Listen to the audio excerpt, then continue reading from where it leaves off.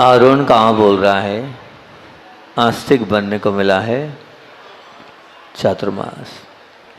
रो बोल रहा है रोज छोड़ने को मिला है चातुर्मास। और ना बोल रहा है नया इतिहास बनाने को मिला है चातुर्मास। और इस आरोन की विशुद्धि, इस आरोन की पवित्रता, इस आरोन का समर्पण दिन प्रतिदिन बढ़ता चला जा रहा है। और कल का बड़ा अच्छा दृश्य था, हमने तो बात अपनी रख दी, लेकिन कल बड़ा ही सुंदर दृश्य कि आप लोग एक के बाद एक, एक के बाद एक के बाद एक इतने सारे लोग आ गए और समर्पित भाव से कि हम भी शुद्ध भोजन बनाएंगे, हम भी माताओं को भोजन कराएंगे, हम भी दादी माओं की वही आवृत्ति करेंगे। बहुत सुंदर लगा, बहुत अच्छा लगा। और इसी प्रकार से आपकी भक्ति और आस्था बढ़ती चले जाए, यही हमारी भावना है। तो क्रोध की बात करनी थी, लेकिन एक बात बीच में आ गई, बहुत अच्छी बात आपके बीच में रख रहा हूँ। शायद इतिहास में और प्रवचनों में ये बात आपको सुनने को नहीं मिलेगी, लेकिन मैं आपके बीच में बहुत सुंदर सी बात रखता हूँ। हमारी गिनी बहन ने हमसे कहा, महाराज जी एक प्रवचन में आपने मांगी तुंगी की बात सुनाई थी, वो बात क्या है? उस बात को सुना दो, मांगी तुंगी की उस बात को। बड़ी ही रहस्यमय वो चर्चा है, वो बड़ी ही रहस्यमय वो बात है। दो बातें मैं आपके बीच में आज मांगी तुंगी की रख रहा हूँ, क्योंकि आपने अतिशय तो बहुत सुने होंगे, चमत्कार तो बहुत सुने होंगे, लेकिन मैं कुछ ऐसी बात आपके बीच में रख रहा हूँ जो वास्तविकता में बड़े ही अजीब व गरीब है, लेकिन वो आज भी इस पंचम काल में प्रतिदिन घट रही है। प्रतिदिन इसलिए कह रहा हूँ हम नहीं देख पा रहे, लेकिन साल में एक बार एक व्यक्ति तो उस घटना को देख रहा है। अब वो क्या है? वो सच है, वो झूठ है, लेकिन मैं तो ये मानता हूँ कि कोई भी जो घट रहा है और जो दिख रहा है वो झूठ तो नहीं हो सकता है। वो एक बहुत पक्का और अच्छा सत्य है। वो बात आपके बीच में रख रहा हूँ। पहली बात कि आपको बड़ा आश्चर्य होगा कि मांगी तुंगी का वो एक पहाड़ अगर किसी ने देखा हो तो किस प्रकार का सीधा वो पहाड़ है। उस पहाड़ पर कार्तिक पूर्णिमा पर एक व्यक्ति चढ़ता है, और वो व्यक्ति भी ऐसा वैसा व्यक्ति तो नहीं चढ़ता है, जो पूरे 4 माह अपने आप को जंगल में साधना रत रखता है और अन्न का त्याग कर देता है और सिर्फ वहीं की औषधियों का काढ़ा और जल पीकर अपने 4 महीने को वहाँ जीवन जीता है। और 4 महीने उस कठिन साधना को करता है, और कठिन साधना के पश्चात जो उसे ताकत, जो उसे शक्ति, जो उसे ऊर्जा प्राप्त होती है, उस ऊर्जा के माध्यम से वो उस कार्तिक पूर्णिमा पर अतिशय घटित करता है। अतिशय घटित ऐसे होता है कि वो कार्तिक पूर्णिमा पे पूरी दुनिया के सामने उस पहाड़ पर चढ़ता है। वो कैसे चढ़ता है? चैलेंज है, कोई चढ़ के बता दे। अच्छा वो आप जो पहाड़ चढ़ने वाले होते हैं ना, क्या बोलते हैं उनको आप लोग? ट्रेकर, बिल्कुल ठीक। वो ट्रेकर भी उस पहाड़ को नहीं चढ़ पाए। चैलेंज वाला वो पहाड़ है, एकदम खड़ा पहाड़, सैकड़ों फीट ऊंचा पहाड़। और उस पहाड़ पर वो व्यक्ति अपनी उस ऊर्जा, उस सामर्थ्य, उस ताकत के माध्यम से जो उसने उस 4 महीने में प्राप्त किया है, उस देवी शक्तियों के, उन देवताओं के प्रभाव से वो कैसे चढ़ता है पता है? जैसे एक छिपकली चढ़ती है, ऐसे बच्चों जैसे उस पहाड़ पर चढ़ता है, जैसे उसे कोई चढ़ा रहा हो, उसे कोई ऊपर ले जा रहा हो। ये दृश्य आप चाहें तो देख सकते हैं। जिनको विश्वास नहीं हो वो चले जाएं मांगी तुंगी कार्तिक पूर्णिमा पर और जाकर देखाएं। हजारों लाखों लोगों के सामने व्यक्ति इस प्रकार से चढ़ता है। लोग देखकर लगते ही क्या हो रहा है, इस पंचम काल में भी क्या अतिशय घट रहा है। जिस पहाड़ को वो ट्रेकर लोग नहीं चढ़ पाते हैं, रस्सी से नहीं चढ़ पाते, वो व्यक्ति इस प्रकार से छिपकली जैसे चढ़ रहा है, बिल्कुल ऐसे चढ़ रहा है। चढ़ता है, ऊपर चढ़ा जाता है। लोग, पूरे लोगों की नज़र में वो पहाड़ स्पष्ट रूप से दिखाई दे रहा है कि ऊपर जा रहा है। और ऊपर जाकर वो वहाँ पहुँचता है, और पहुँचते ही आंखों से ओझल हो जाता है। वो पहाड़ पर पहुँचता है, और जब पहाड़ पर पहुँचता है तो जो पहाड़ पर पहुँचने के वाला दृश्य है, वो वहाँ पर जाकर ध्वजारोहण होता है। वहाँ पर एक ध्वजा बनी हुई है, उस ध्वजा को वो चढ़ाता है पूजन भक्ति और आस्था के साथ, और ध्वजा को ऊपर चढ़ाता है। और ध्वजा को ऊपर चढ़ाने के बाद वो रात्रिकालीन वहाँ पर पूरे समय आराधना भक्ति में लीन रहता है। रात को 12 बजती है, उस अंधेरे में एक चमकता हुआ उजाला आता है। वो चमकता हुआ उजाला भी जैसा जैसा उन्होंने मुझे बताया है वैसा वैसा मैं आपको बता रहा हूँ कि चमकता हुआ उजाला आता है। वो उजाला किसका है? वो उजाला क्या है? वो उजाला एक नाग के ऊपर, नाग सुना आपने? तो कौन से नाग होते हैं? नाग भी होते हैं, लेकिन हाँ मणिधारी नाग होते हैं। उनके ऊपर, उस नाग के ऊपर ऐसी मणि है जिस मणि से पूरा वो जो पहाड़ का एरिया है वो चमकने लगा, जैसे हेलोजन जल रहा है, और वो अंधेरा भी प्रकाश में आ गया है। वो सांप आता है, और सांप उन दादाजी को, लगभग उन दादाजी की उम्र अभी इस समय 70-75 साल होगी, मेरे ख्याल से 70-72 साल के होंगे, 75 साल के लगभग तो होंगे ही होंगे वो। और जब आप उनको देखोगे कि किस प्रकार से बंदर जैसे वो, किस प्रकार से छिपकली जैसे वो पहाड़ को चढ़ रहे हैं, तो उसको देखकर आपको आश्चर्य होगा। आप चाहें तो अपना यूट्यूब खोलकर तो सब कुछ देखने को आजकल मिल जाता है।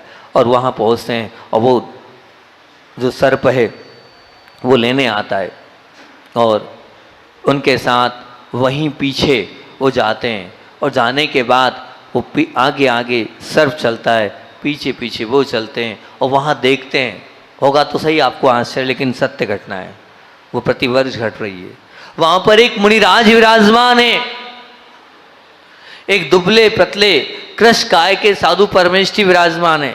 और वहाँ साधु परमेष्ठी उन पीछे कमंडल के साथ उन साधु के दर्शन उस पहाड़ी पर, उस गुफा में हो रहे हैं। और फिर उसके बाद वहाँ पर वो जो साधु है, वहाँ बर्तनों में, काय के बर्तन, मैंने पूछा बर्तन काय के होते? बोले पाषाण के पत्थर के बर्तन है। उन पत्थरों में द्रव्य सामग्री सजी हुई है। उस द्रव्य सामग्री से वहाँ पर वो व्यक्तित्व चढ़ाता है। बोले मुझे कुछ आता नहीं है, मैं जैन नहीं हूँ, मैं जैन नहीं हूँ, मुझे कुछ नहीं आता, ना मुझे पूजन करना आता है, ना मैं कोई ऐसा विशेष पढ़ा लिखा हूँ, बस मैं तो वो चढ़ा देता हूँ। और चढ़ाने के बाद वो मुनिराज जो हैं, उसके बाद वहाँ देखता हूँ तो इतनी सुंदर सुंदर विशाल विशाल वो प्रतिमाएं हैं। उन प्रतिमाओं को देखकर, उन प्रतिमाओं के दर्शन करके भाव विभोर हो जाता हूँ। कुछ प्रतिमाएं चमकती हुई दिखती है, वो निश्चित रूप से जो चमकती हुई है वो तो निश्चित रूप से रत्नों की प्रतिमाएं, बड़ी बड़ी विशाल काय प्रतिमाएं। जब दर्शन हो जाते हैं तब बहुत भक्ति से पूजन हो जाते हैं। तो महाराज जी कहते हैं अंदर जाने को? बोले नहीं, अंदर जाने को नहीं मिलता है। सर्प खड़ा हो जाता है, वहाँ अंदर नहीं, बाहर से ही उन गुफा के अंदर की उन सब प्रतिमाओं के दर्शन होते हैं, उन मुनिराज के दर्शन होते हैं। और मुनिराज को भक्तिभावपूर्वक वहाँ नमोस्तु करता हूँ। और फिर पुनः वहाँ से वो जो मुनिराज है आशीर्वाद देते हैं, बस अब जाओ, इशारे में ही वो कह देते हैं बस अब जाओ, तुम्हारा कार्य हो गया। ये बोले मैं वहाँ से वापस आ जाता हूँ, और उसके बाद पुनः अपने स्थान पर आकर बैठ जाता हूँ। बड़ी आश्चर्यकारी घटना। कौन है वो मुनिराज जिनके वहाँ दर्शन होते हैं? मैंने पूछा बहुत कैसे हैं? बोले बस आपके जैसे ही दुबले पतले हैं। मैंने कहा इतने साल से जा रहे हो? बोले लगभग 25 साल से जा रहा हूँ। मैंने कहा क्या वैसे ही हैं? बोले जैसी काया 25 साल पहले थी, आज वैसी काया, अभी भी वैसी की वैसी काया है उनकी, कोई परिवर्तन नाम का उनमें कोई परिवर्तन नहीं है। जैसे हैं थे वैसे ही वो आज भी हैं, अभी भी हैं। मैंने कहा आपको उनको देखकर क्या लगता है? बोले बस उन मुनिराज के, उन भगवान के दर्शन करने के लिए 4 महीने भूखा रहता हूँ, और कोई कारण नहीं है मेरे भूखे रहने का। वहाँ उन औषधियों के पत्तों के काढ़े से अपना काम चलाता हूँ, मैं भाव विभोर हो जाता हूँ। मुझे कुछ भी हो उनके दर्शन करना होता है, उनकी भक्ति से मैं अपने आप को ऐसा मानता हूँ मैंने सब कुछ प्राप्त कर लिया। वो 5, 7, 8, 10 मिनट मुझे वहाँ मिलते हैं, लेकिन 10 मिनट में मैं अपने आप को ऐसा मान लेता हूँ मैंने जीवन का सर्वोत्कृष्ट कार्य कर लिया है बहुत। और फिर उसके बाद वो पुनः आते हैं वहाँ पर, और मैंने उनसे कहा क्या वो गुफा के दर्शन हो सकते हैं? मैंने कमेटी से निवेदन किया, उनसे बोला, मैंने कहा ये दादाजी जो बोल रहे हैं वास्तविकता में सत्य है? तो बोले नहीं महाराज जी, आप चाहे तो वीडियो देख लें। मेरे सामने उस वीडियो को दिखाया, और फिर मैंने उनसे पूछा, मैंने कहा आप ये बताइए आप वापस कैसे उतरते हैं, वापस उतरते कैसे हैं आप? तो फिर उन्होंने कहा, बोले महाराज जी कुछ नहीं, वापस उतरते वक्त मैं एक रील डालता हूँ धागे की, धागे, क्योंकि इतना ऊंचा और ऊंचाई से। मैंने कहा आप कैसे आते हैं? तो बोले मैं एक रील डालता हूँ धागे की। कौन सी धागे की? जिससे आपकी ट्रेलिंग मशीन, ट्रेलिंग होता है ना, जिससे कपड़े सिलते हो आप। क्योंकि बोले उस धागे की रील को वो मैं नीचे कि मैं जब जाता हूँ, जब उसी को लेके ऊपर जाता हूँ, और उसी रील के माध्यम से, वो जो रील थी उस रील के माध्यम से मैं चढ़ते चढ़ते नीचे आता हूँ। बड़ा आश्चर्य होता है उस धागे से, उस 50, 60, 70 किलो का वो धागा कैसे वजन ले रहा है और वो कैसे उस धागे के सहारे नीचे आ रहे हैं। मुझे विश्वास नहीं, उन्होंने मुझे दिखा दिया खोल कर, ये देख लो, ये वीडियो क्लिपिंग है, इसको आप देख लो। मैं देख के आश्चर्यचकित रह गया, दंग रह गया कि ये क्या हो रहा है, क्या ये सत्य है? आंखों पर विश्वास नहीं हो रहा है। वहां के लोगों से पूछा, बोले नहीं महाराज जी, हम आपसे क्यों झूठ बोलेंगे, जो है वही तो आपको बता रहे हैं। वो व्यक्ति धागे से नीचे उतर के आ गया, क्या है ये, किस प्रकार का है ये? मुझे बड़ा इंटरेस्ट जागा। मैंने कहा नहीं, बात सत्यता है, इतना झूठ तो हो नहीं सकता है, इतने सारे लोग बोल रहे हैं, वास्तविकता तो होगी ही होगी। और फिर जब उससे आगे बात हुई, मैंने कहा क्या मैं वहां का दृश्य को देख सकता हूँ? तो बोले हाँ आप देख सकते हैं, कोई बाधा नहीं है। तो मैंने पूरी एक वो आजकल वो चलिएगी प्लेन, वो क्या बोलते हैं ना, ड्रोन बाहर से मंगवाया। कमेटी बड़ी समर्पित थी, बहुत खर्चा लगा। पर बोले महाराज जी आपकी भावना है तो आपके आगे क्या खर्चा और क्या पानी, क्या पैसा, हमारे लिए कुछ नहीं। उससे डोम से मैंने उसको पूरा फिल्माइज कराया। लेकिन जिस ओर पहाड़ी है उस ओर बहुत तेज हवा है, उस ओर वो जा ही नहीं पाता है, और वो गया और नीचे गिर जाता है। एक पूरा का पूरा वो खराब हो गया, उसका वो मिला ही नहीं। फिर मैंने दूसरी बार प्रयास किया, उसने कहा महाराज जी जिस ओर जाना है उस देखने। लेकिन मैंने इतना तो उस पूरी वीडियो क्लिपिंग में सब लोगों के बीच में हमने मंदिर के बाहर टीवी स्क्रीन लगवाई और उसमें सब लोगों ने बैठ कर देखा। सब मैं था, संदान सागर जी थे, सब लोगों ने देखा। तो उस टीवी स्क्रीन पे इतनी चीज तो स्पष्ट रूप से दिखाई दे गई कि वहां पर एक सुंदर सा ध्वजारोहण वाला एक वो हैगा, और वहीं पर उसके बाजू से एक रास्ता जा रहा है जो नीचे उतर कर जा रहा है, और वो रास्ता दिख रहा है। लेकिन जैसे उस रास्ते के उस तरफ जाते हैं वहां तेज हवा चालू होती है, क्योंकि वहां पर इतनी तेज हवा है, जितनी ऊंचाई पर जा रहे हैं तो वो अपना कैमरा वो जो है वो नहीं संभाल पाता है। बोले महाराज जी वहां तो बिल्कुल नहीं होगा।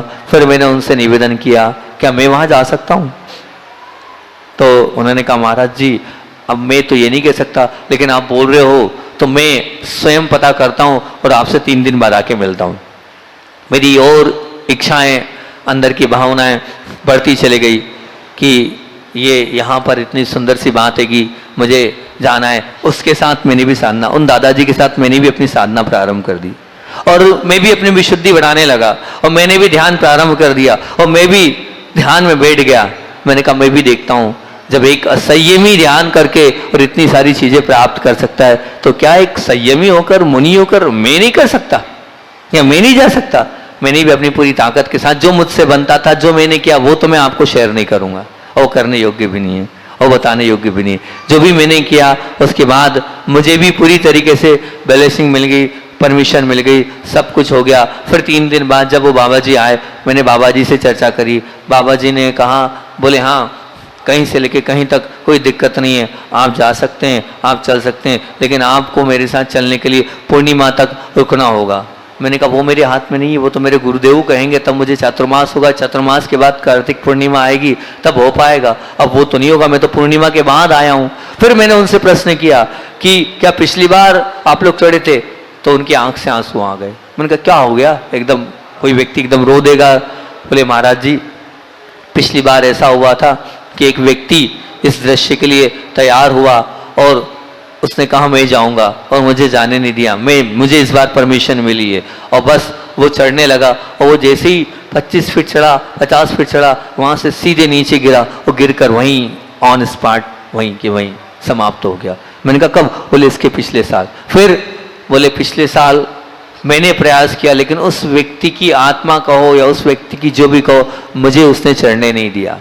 मैंने बहुत प्रयास किया चढ़ने का। मैंने कहा आपने? बोले मैंने सब किया, लेकिन वहाँ मैं अपनी ताकत को, अब वो समाप्त हो रही है शायद विशुद्धि, अब शायद मैं नहीं चढ़ पाऊंगा। वो बहुत जोर जोर से रोने लगे। हमने कहा मैं आपको आशीर्वाद दे रहा हूँ, आप विश्वास करो, इस बार करना, अच्छी भावना से करना, इस बार मेरा आशीर्वाद है आप ऊपर चढ़ोगे। वो एकदम खुश हो गए और चरणों में लिपट गए। बोले हाँ महाराज जी आप भी रुको, अब मैं इस बार मुझे चढ़ना है, मैं बिल्कुल इस बार जाऊंगा। मैंने कहा मैं आशीर्वाद दे रहा हूँ, कोई ताकत आपको नहीं रोकेगी, इतने साल से आप जा रहे हो, इस बार आपकी साधना में दम होगा और आप ऊपर इस बार चढ़ जाओगे, आपको कोई ऊपर जाने से रोक नहीं पाएगा। जब उन्होंने ये बात बोली बड़ा उनको अच्छा लगा। और फिर मैंने पिछली बार जो भोक्ता वाले आए थे, क्योंकि उनके परिवार के भोक्ता परिवार जो आया है, उनके ही जो चाचा जी है वहाँ के IAS वो कमिश्नर हैं, वही वहाँ के अध्यक्ष हैं, वो आए थे। तो मैंने उनसे पूछा, मैंने कहा वो दादाजी इस बार चढ़ पाए कि नहीं? बोले नहीं महाराज जी, हर बार ध्वजा चढ़ता था, इतने सालों का रिकॉर्ड पिछले वर्ष टूट गया था, 2 वर्षों से ध्वजा नहीं चढ़ पाई थी, लेकिन इस वर्ष वो दादाजी चढ़ गए, उन्होंने ध्वजा चढ़ा दी। मुझे बड़ी प्रसन्नता हुई कि कम से कम मेरे मुख से बात निकली थी, मैंने तो बोल दिया, जोश जोश में बोल देते हैं, देरी आदि आशीर्वाद, लेकिन होना भी तो चाहिए, फलना भी तो चाहिए। आशीर्वाद फल जाए तब तो कोई बात हैगी, नहीं तो कोई मतलब ही नहीं है। पर बड़ा ही उस वक्त गुरुदेव को आंख बंद कर याद किया, जैसे ही पता चला कि नहीं वो व्यक्ति चले गए, और पुनः 2 साल बाद मांगी तुंगी की उस चोटी पर ध्वजा चढ़ गई। ये अपने आप में वीतराग भगवान की ध्वजा थी और एक साधु परमेष्ठी के वचन की सिद्धि थी, यही मैं मानता हूँ। और मेरे वचन नहीं थे, पूज्य गुरुदेव के वचन थे, मैं नहीं बोलता हूँ, मेरे अंदर गुरुदेव हैं, वो बोलते हैं और वो अपने आप घट जाता है। अब ये तो हुआ, मैंने फिर उनको वापस से बुलाया और मैंने अपनी भावना व्यक्त करी। 4 बार उनसे मेरी मुलाकात हुई, पूरी कमेटी बार बार, वो एक गांव में रहते थे, वहाँ लेने जाते थे, आते थे, पूरा सहयोग मांगी तुंगी कमेटी को विशेष आशीर्वाद, उन्होंने पूरा मेरी हर बात मानी। मैंने फिर ध्यान किया और फिर मैंने आप लोगों के विषय में विचार किया, आप लोगों के लिए सोचा कि क्या आप सब दर्शन नहीं कर सकते? उन्होंने मेरे लिए तो कह दिया मैं आपको लेके जाऊंगा। मैंने कहा मैं जब जाऊंगा मेरी भावना है कि पूरे शावक लोग दर्शन करने जाएं, सबके दर्शन होना चाहिए उस स्थान पर, कोई भी दर्शन से वंचित नहीं होना चाहिए। ऐसी मैंने अंदर से भावना अंदर से रखी और फिर पुनः उनको बुलाया और मैंने फिर निवेदन किया, मैं चाहता हूं ऊपर तक, दुनिया कहां से कहां पहुंच गई है और कोई बहुत बड़ी पहाड़ी नहीं है और सब कुछ हो सकता है, मैं चाहता हूं वहां तक पहाड़ी बने और वहां तक सीढ़ियां जाए और वहां तक सबके दर्शन होना चाहिए। ये बात जब मैंने उनसे रखी, फिर उन्होंने कहा 2 दिन का समय दो। मैंने कहा क्यों? बोले 2 दिन में आपको, 2 दिन बाद मैं अपने हिसाब से आपको, जो भी मेरे साथ में रहने वाले देवी देवता हैं उन सबसे आज्ञा लेके आपको इस बात की बात दूंगा। कमेटी भी घबराई हुई थी, बोले महाराज जी आप जिस बात के लिए बोल रहे हो ये क्षेत्र वैसा क्षेत्र नहीं है, ये देव पुनीत क्षेत्र है, यहाँ पर बहुत सारे देवी देवता हैं और अनेक प्रकार के अतिशय घटते हैं अनेक। फिर उन्होंने एक दूसरी घटना सुना दी मुझे उसी बीच में, अब वो दूसरी घटना भी सुनाऊंगा, दूसरी बात। और उन्होंने कहा आपको नहीं पता क्या क्या होता है यहाँ और क्या क्या घटा है, वो फिर उन्होंने बताया। फिर उन्होंने कहा ठीक है आप करो। मैंने कहा मुझे विश्वास है वहाँ बन जाएगा, आप निश्चिंत रहो। तो वो 2 दिन बाद फिर पुनः आए। मैंने कहा बोलिए, मेरी भावनाएं सब शावकों को ऊपर दर्शन कराने की। तो उन्होंने बोले महाराज जी मिल गई परमिशन, आप वास्तविकता में आपने मुझे परमिशन नहीं मिली, लेकिन आपने 2 दिन क्या किया? मैंने कहा कुछ नहीं किया, ध्यान किया, भावनाएं व्यक्त करी। बोले पहले नेगेटिव आंसर था, लेकिन 2 दिन के अंत में पॉजिटिव आंसर आ गया। मतलब पर एक शर्त रख दी उन्होंने। मैंने कहा हाँ बोलो क्या शर्त रखी? बोले शर्त ये रख दी कि जो व्यक्ति, पर वो शर्त ऐसी रख दी तो मैं खुद घबरा गया। मैंने कहा नहीं भी ऐसे में तो मेरे साथ विकल्प हो जाएगा, मैं कैसे करूं? मैंने कहा ये तो बहुत गलत शर्त है। बोले नहीं महाराज जी ये तो आपको करना ही पड़ेगा, तब होगा मामला, नहीं तो घटनाएं घटेगी और रोज कुछ ना कुछ होगा। मैंने क्या? उन्होंने कहा जो शुद्ध पवित्र ब्रह्मचर्य व्रत का धारक शावक होगा वही जा पाएगा, जिसके चारित्र में दाग लग गया अगर वो ऊपर चढ़ेगा 50-100 फीट के बाद नीचे गिर के मर जाएगा। मैंने कहा भैया ये कैसे होगा? ये तो बहुत बड़ा मामला है, मतलब जो नहीं चढ़ पाएगा दुनिया के सामने वो क्या कहलाएगा? मैंने कहा कठिन बात बोल रहे हो आप तो। ये बोले मैं नहीं जानता महाराज जी, जो पवित्र होगा वही ऊपर जा पाएगा और नहीं। मैंने कहा ये हो सकता है अपवित्रता उसके जीवन में गलती से हो गई हो, गलती सबसे होती है। मैंने कहा किससे गलती नहीं होती है? अरे साधुओं से गलती हो जाती है, साधकों से गलती हो जाती है। तो मैंने कहा वो कुछ अगर मान लीजिए प्रायश्चित लेके अपने पापों को धो ले और फिर उसके बाद, बोले अब उसके बाद उसके लिए मैं सोचता हूँ। अरे मैंने कहा वाह, एक प्रश्न पूछो और 2-3 दिन बाद आओ, उत्तर ही नहीं देते हो, ये कौन सी बात हुई? अब अच्छा इतना सब देखने के बाद बोली दादाजी कैसे भी हो ऊपर धागे से चढ़ रहे हैं, उतर रहे हैं, ऐसे चिपकेली जैसे चढ़ रहे हैं, तो भैया हम भी बिल्कुल नतमस्तक थे। ये दादाजी कोई ऐसे वैसे दादाजी तो है नहीं जो 4 महीने बिना अन्न के रहकर साधना कर रहे हैं जंगल में और सब कुछ बता रहे हैं। तो मैं भी बिल्कुल उन पर ही जो है कहना चाहिए आश्रित था। हमने कहा बात करो। अब उसके पहले ही हमने उनसे बोल दिया, मैंने कहा आप जब उत्तर आएगा जब आएगा, लेकिन मैं मेरी प्रक्रिया प्रारंभ करता हूँ। मैंने कमेटी को बुलाया और कमेटी को बुलाकर मैंने कहा मेरी इच्छा है नीचे से ऊपर तक सीढ़ियाँ बननी चाहिए, कितना पैसा लगेगा? मैंने कहा हम दिलाएंगे। बस यहाँ भावना बानी थी। अगले दिन मैंने संदान सागर जी से बोला, मैंने महाराज जी मेरी भावना है, और वो तो लगे ही थे मेरे साथ साथ पूरा सहयोग। मैं तो कुछ करता नहीं था, बुलवाने का काम, ये करने का काम, वो करने का काम, वो तो मैं तो बैठा रहता था। बस बाबा जी जैसे काम तो सब वही करते थे। अब बस उनने सब किया और फिर उनने ही बात कर ली एक श्रेष्ठी से। बोले महाराज जी की इच्छा है क्या? 1, 2, 5, 10, 20, 25 करोड़ जितना लगेगा पूरा मैं लगाऊंगा, पूरी सीढ़ी मेरी तरफ से। महाराज जी को बोल दो, उनके मन में आया है ना, वो विकल्प नहीं करे। वो चाहते हैं तो नीचे से लेके ऊपर तक की सीढ़ी मैं बनवाऊंगा, खर्चे की चिंता महाराज जी नहीं करें। हमने कहा ठीक है। मैंने बार बार वहाँ पार्श्वनाथ भगवान के जाकर बड़ा ही गदगद भाव से नमोस्तु किया, मेरी भावना पूर्ण हो रही है। फिर क्या हुआ कि वहाँ पर बहुत बड़ी बात ये है कि वहाँ पर सरकारी और फॉरेस्ट ऑफ वाला पूरा मामला है, और पूरा फॉरेस्ट वाला मामला है। तो पूरे फॉरेस्ट वाले मामले के होने के कारण वहाँ आप ऊपर कुछ भी नहीं कर सकते हो। और थोड़ा सा वो भगवान बने वहाँ बड़े वाले, उस वजह से कुछ मिसअंडरस्टैंडिंग समाज की और उनकी होगी, तो एक केस उसमें उलझा हुआ है। वहाँ पर पूरी तरीके से बैन है। जब वहाँ के अध्यक्ष जो कि काले साहब हैं, जो कि वहाँ के IAS ऑफिसर की स्वयं IAS ऑफिसर हैं, कमिश्नर थे, वो आए, उनसे मेरी चर्चा हुई। बोले महाराज जी इतनी जल्दी तो परमिशन नहीं मिल पाएगी, बहुत कठिन काम है। आपने सब तो कर लिया लेकिन बहुत कठिन काम है। वो दादाजी ने जो दूसरी शर्त बोल दी वो भी बड़ी अजीब व गरीब है, आप सोच समझ कर विचार करिए। अब मैंने कहा ठीक है मैं विचार करता हूँ। अब उसके बाद मैंने कहा परमिशन लेना और आना, मैं बिल्कुल इस विषय को तैयार हूँ। मैं चाहता हूँ कि जब कोई मुनिराज वहाँ पर हैं, कौन है वो, और वहाँ पर इतनी भव्य प्रतिमाएं, तो उन सबके दर्शन सबके होने चाहिए। मात्र एक व्यक्ति दर्शन करके आ रहा है और बाकी लोग दर्शन से वंचित हो रहे हैं, तो होना चाहिए। और व्यक्ति झूठ तो नहीं बोल रहा है। मैंने उनसे बार बार पूछा दादाजी, तो उन्होंने मुझसे ये बोला, मैंने कहा आप, उन्होंने ये बोला, बोले महाराज जी मुझे झूठ बोलकर क्या मिलेगा? बोले मुझे झूठ बोलकर क्या मिलने वाला है, मैं तो जैन भी नहीं हूँ।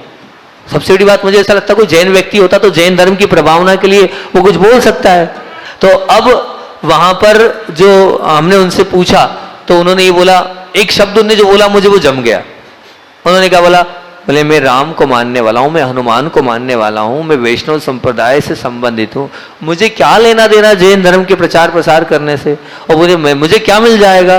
बोले आप विचार करो ना, मैं झूठ थोड़ी बोल रहा हूँ। जब ये बात बोली, देखो भली ऐसा है, जब मैं नहीं देखूंगा तो कैसे मान लूं कि वहां प्रतिमाएं और वहां महाराज जी है? क्योंकि वास्तविकता में आश्चर्यचकित है, 30 साल से वो वैसे के वैसे ही है, ना खा रहे हैं ना पी रहे। कौन खिला रहा है उनको? कौन पिला रहा है उनको? कहाँ उनके आहार हो रहे हैं? कैसे वो रह रहे हैं? तो ये बात क्या सच में मानने योग्य है क्या? पर जब उसने बोला मैं जैन नहीं हूं, मैं अजैन हूं, मैं कोई जैन धर्म को, जैन संप्रदाय को मानने वाला नहीं हूं, लेकिन मैं उन मुनिराज के दर्शन करने ही वहां जाता हूं, तो बड़ा आश्चर्य रहा। मैंने कहा ठीक है, आप अगर बात बोल रहे हो तो बहुत अच्छी बात है कि, पर अब अभी तक भी वो सरकारी जो परमिशन मिलना चाहिए, आज 2-3 साल हो गए, मैंने वहाँ पर पूरा प्रयास किया, पूरी ताकत लगा दी, जबकि बोक्ता परिवार अपने आप में एक महाराष्ट्र का बहुत प्रभावी परिवार रहेगा वहाँ तक। फिर मैंने सोचा कोई बात नहीं, मैं जब दक्षिण जाऊँगा और हेगड़े जी से मिलूंगा, बाहुबली के दर्शन करने जाऊँगा, जब हेगड़े जी से मिलूंगा, हेगड़े जी सब करा देंगे। ये मेरे भाव थे, कोई बाधा नहीं। लेकिन क्या करूं, वहीं से तुरंत आदेश आ गया कि आपको यहाँ पर जाना है आचार्य श्री जी का, कि आपको वहाँ से इस ओर जाना है। जैसे वो आदेश आया तो वहाँ से हम उस ओर आगे बढ़ गए। हमने कहा आज नहीं तो कल आएंगे, अभी तो महाराष्ट्र में ही हैं, कहीं जाना नहीं है, मांगी तुंगी में एक आध चतुर्मास करेंगे, पुनः यहाँ आएंगे, क्योंकि बहुत अच्छा लगा। जितनी विशुद्धि 52 गजा में बढ़ी, उससे कई गुना वहां पर विशुद्धि बढ़ी।